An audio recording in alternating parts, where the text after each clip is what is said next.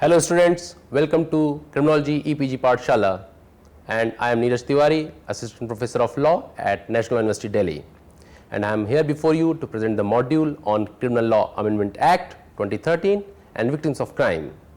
This module is part of the paper Victimology and Victim Justice. Now let us begin with the introduction. The Criminal Law Amendment Act 2013 is a fine example where the law is amended in response to the reactions of the society. The protests erupted post-Delhi gang rape incident has led to the promulgation of the Criminal Law Amendment Ordinance 2013, which was superseded by the enactment of Criminal Law Amendment Act 2013. The Amendment Act was brought in the month of March. Coincidentally, during the same period in 2012, the government has introduced a criminal law amendment bill in the Lok Sabha to bring reforms in rape law. The protest against Delhi gang rape has added to the long-standing demand for reform, which has resulted in the setting up of a committee under the chairmanship of former Chief Justice, Justice G.S. Verma, known as G.S. Verma Committee. The mandate of the committee was to review existing laws and suggest amendments to criminal law to effectively deal with instances of offences against women. The committee recommended for creation of new offences, amendment in existing offences, and enhanced procedural safeguards to protect the female victims. The object was to bring in more deterrence so as to prevent criminals from committing such gruesome crimes. At the same time, the aim was also to protect the victims by bringing more safeguards in both substantive and procedural criminal law. In a way, the Criminal Law Amendment Act 2013 was enacted to serve the needs of the female victims. Most of the reforms were related to cases of acid attack and sexual assault. This module will focus only on amendments made in the interest of victims, which either confer more rights or provide safeguards to crime victims. Now let us go through the learning outcomes of this module. The learning outcome of this module is to make the learners understand the object of Criminal Law Amendment Act 2013, to make the learners aware of specific changes brought by the Criminal Law Amendment Act 2013, and to acquaint the learners with the nature of duty imposed on public servants by the Criminal Law Amendment Act 2013. Let us just go through the position of victims prior to Criminal Law Amendment Act 2013. In the aftermath of UN Declaration of Basic Principles of Justice for Victims of Crime and Abuse of Power 1985, the crime victims have started gaining attention of both judiciary and lawmakers in India. The legislature has introduced many victim-centric provisions in the substantive and procedural criminal laws, whereas the judiciary is consistently attempting to enforce that victims of crime should be recognized as a prime stakeholder in the criminal justice system.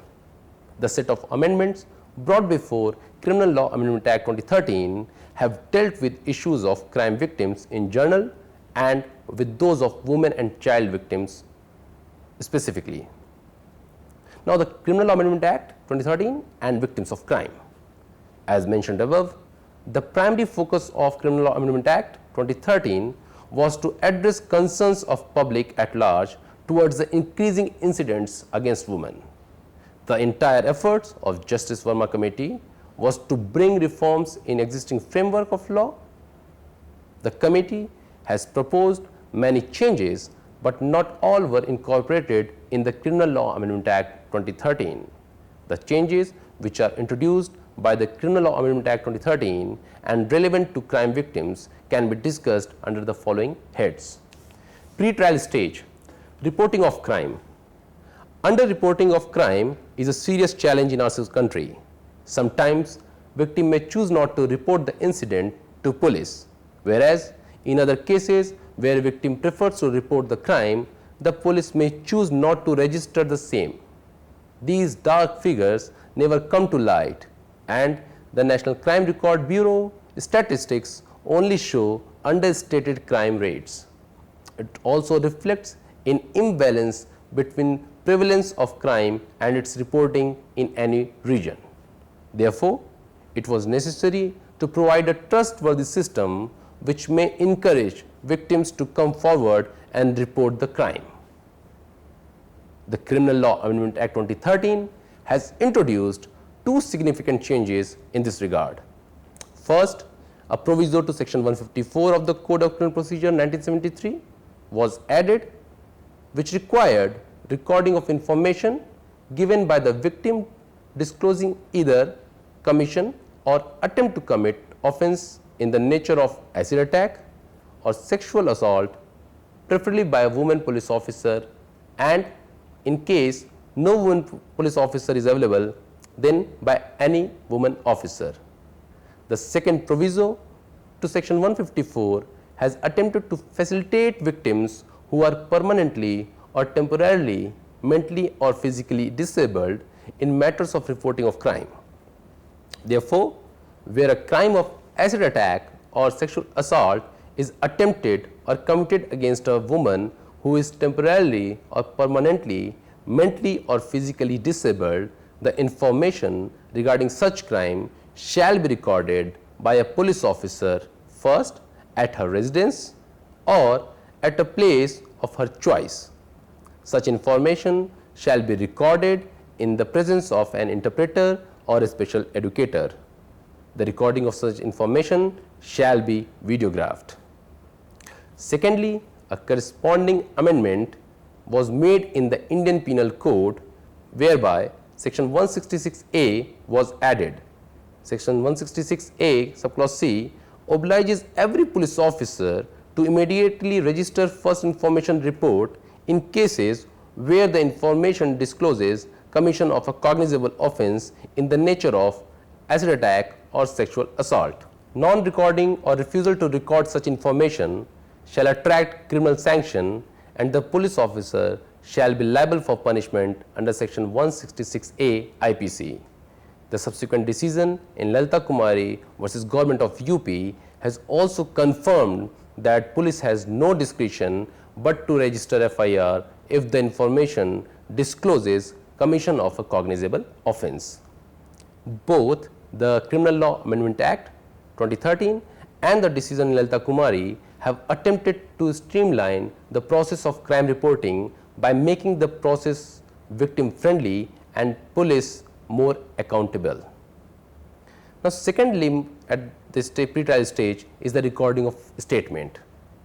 Following the observations of the Supreme Court in Nandini Satpathy versus P. Aldani 1978 Supreme Court, section 160 of the code was already amended to the effect that no woman shall be required to attend at any place other than the place where she resides. The Criminal Law Amendment Act has effected further changes in the process of requiring attendance and expanded such protection even to a person who is mentally or physically disabled. As far as recording of statement is concerned, subclause 3 to section 161 was inserted, which requires recording of a statement of a woman victim of acid attack or sexual assault by a woman police officer or by any woman officer. Similarly, subsection 5A was added to section 164, which provided for recording of statement of a victim of an offence of acid attack or sexual assault by a judicial magistrate soon after the commission of such crime is brought to the notice of the police officer.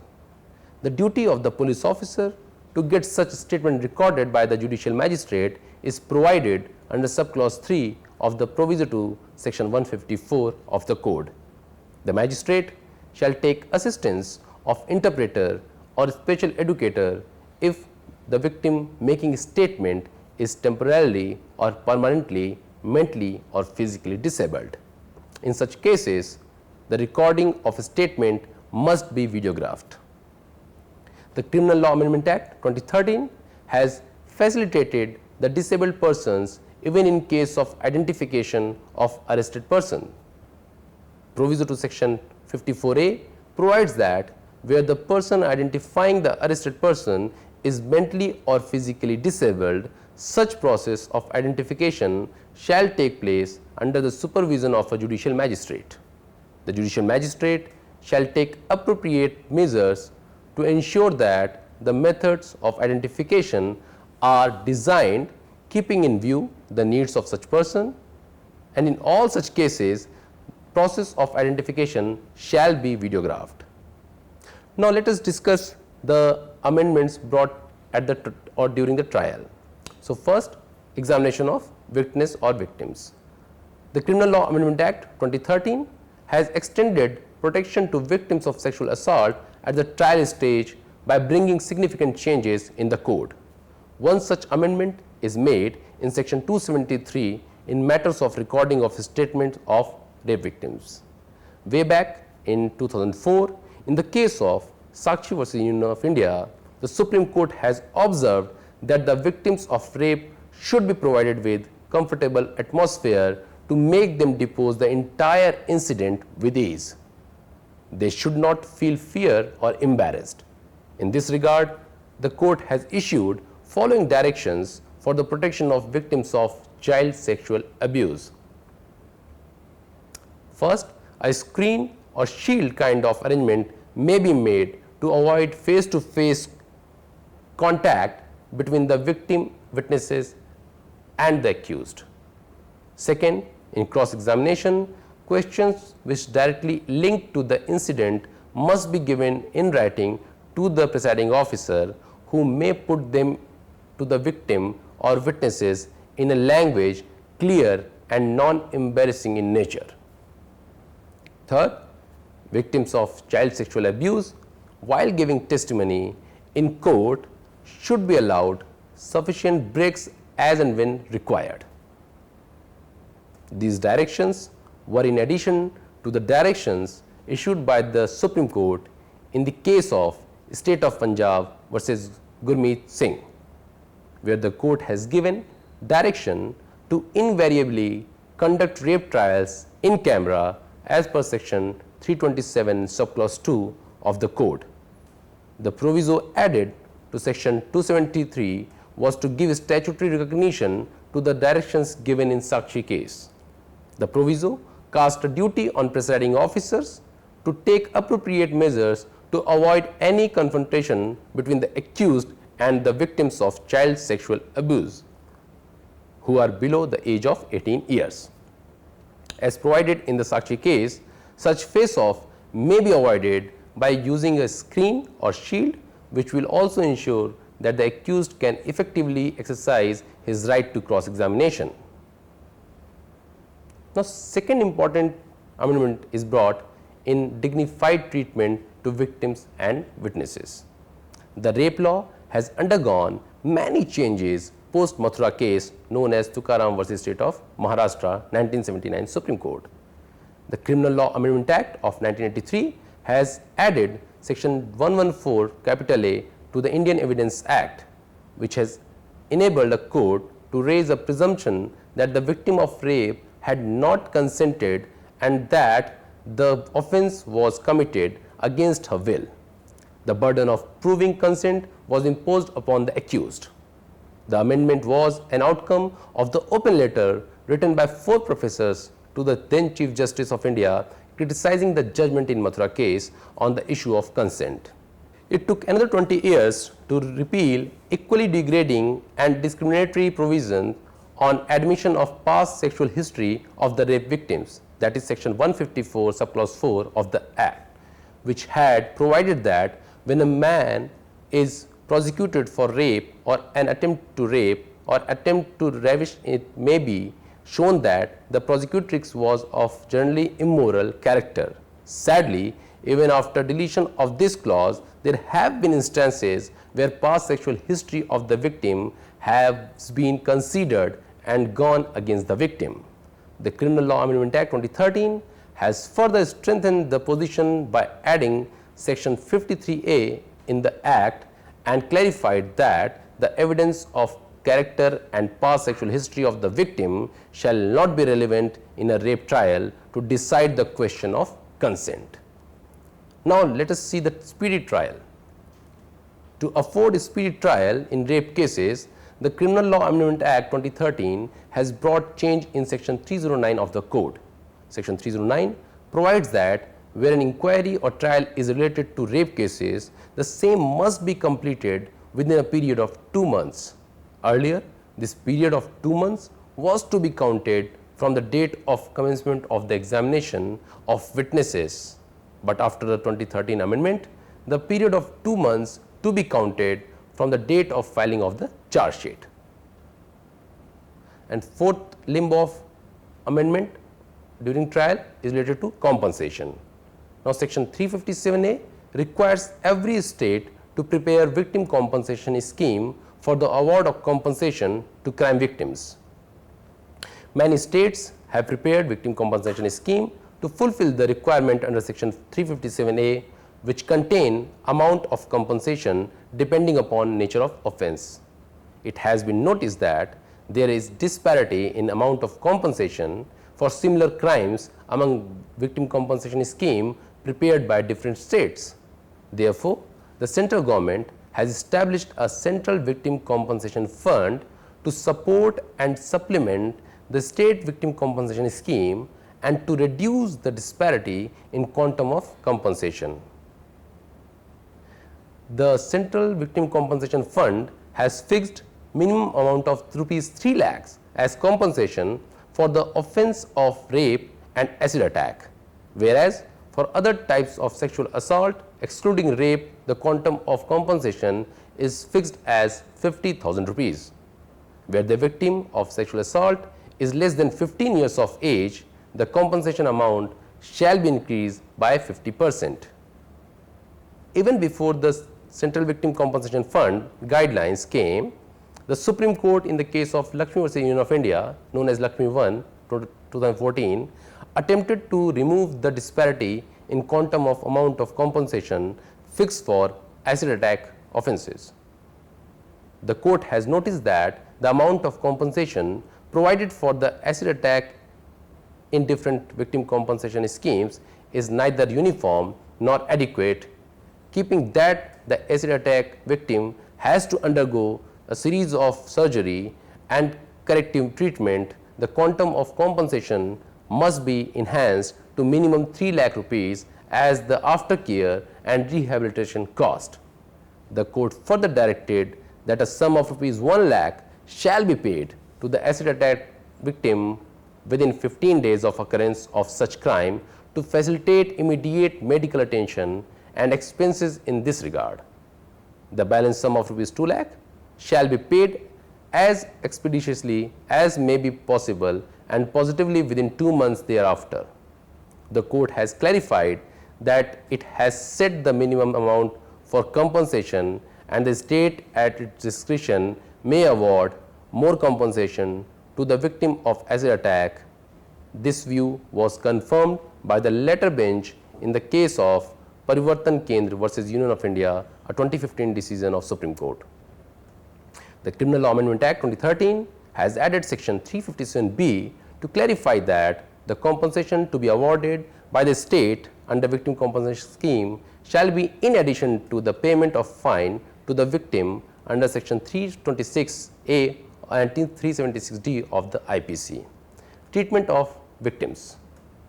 Another notable change brought by the Criminal Law Amendment Act 2013 is the form of extending health services to victims of acid attack and sexual assault. The newly added section 357C obliges all hospitals, public or private, to provide immediate first aid and medical treatment free of cost to a victim of rape or acid attack. In Lakshmi versus Union of India, Lakshmi 2, 2015 case, the Supreme Court interpreted the meaning of the term first aid and medical treatment as appeared in section 357C of the code.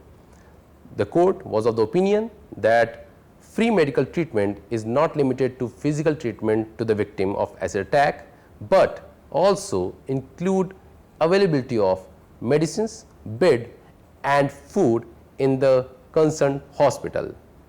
The court has issued following directions to be followed. The private hospitals should not refuse treatment to victims of acid attack. Secondly, the hospital shall provide full medical treatment to acid attack victims, including medicines, food, bedding and reconstructive surgeries.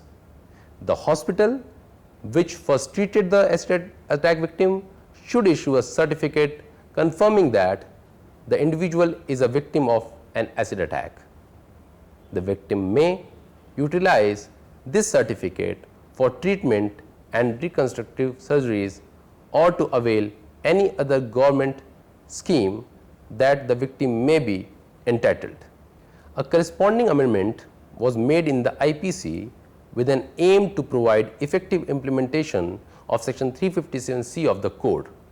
Section 166 capital B of the IPC prescribes punishment for those who refuses to treat a victim falling under section 357C of the code. In the case of Lalita Kumari versus Government of UP, the Supreme Court has highlighted the object of crime reporting. The Supreme Court has stated that crime reporting is the access point for the victims of crime, and where a crime is reported, well, it reduces the chances of manipulation or embellishment in the information. It also gives credibility to the investigation process, and therefore, in all cases where the information discloses the commission of a cognizable offence, the police officer must register the FIR and should not resort to conduct of any kind of preliminary inquiry which is not allowed under the scheme of Code of Criminal Procedure. In this very case, the Supreme Court has carved out certain exceptions where the police officer is allowed to conduct a kind of preliminary inquiry before registration of FIR, but these cases are limited to first, matrimonial disputes, second, corruption cases, third, cases of corporate in nature, four, cases of medical negligence, and lastly, the cases where there is a reasonable delay in the registration of FIR. In all these cases, the police is given power to conduct a preliminary inquiry to establish whether the information is disclosing commission of a cognizable offence or not. But otherwise, in all cases, the police officer is duty bound to register the information in the FIR book. Now, let us just go and see what we have discussed in last 25 or 30 minutes or so about this module on Criminal Law Amendment Act and victims of crime. The module has a very significant value as far as the victims are concerned, as it deals with the latest set of amendments in the Code of Criminal Procedure, Indian Penal Code and the Evidence Act. Therefore, it is very much required for all of us to once take a brief look what we have discussed in the preceding paras. So, it can be seen from the preceding discussion that the Criminal Law Amendment Act 2013, like its predecessors, has also attempted to widen the reach of law to cover issues of crime victims. On the one hand, the Criminal Law Amendment Act 2013 has redefined offences of rape, created new offences like acid attack, stalking, voyeurism, etc., and imposed enhanced punishment for these crimes. On the other hand, it has expanded the regime of procedural safeguards in the matters of crime reporting, trial, assistance, compensation, etc. The judiciary has also extended its full support in enforcing the rights of crime victims and taken a liberal approach in deciding matters of compensation. Therefore, it can be said that both the legislature and judiciary presently are working together in an environment and creating, therefore, it can be said that presently judiciary and legislature both are going hand in hand and creating an environment which is pro-victim and to provide all sorts of support and assistance to victim. Such amendments were need of the hour. With this, I conclude and thank you for all for watching this module. Thank you.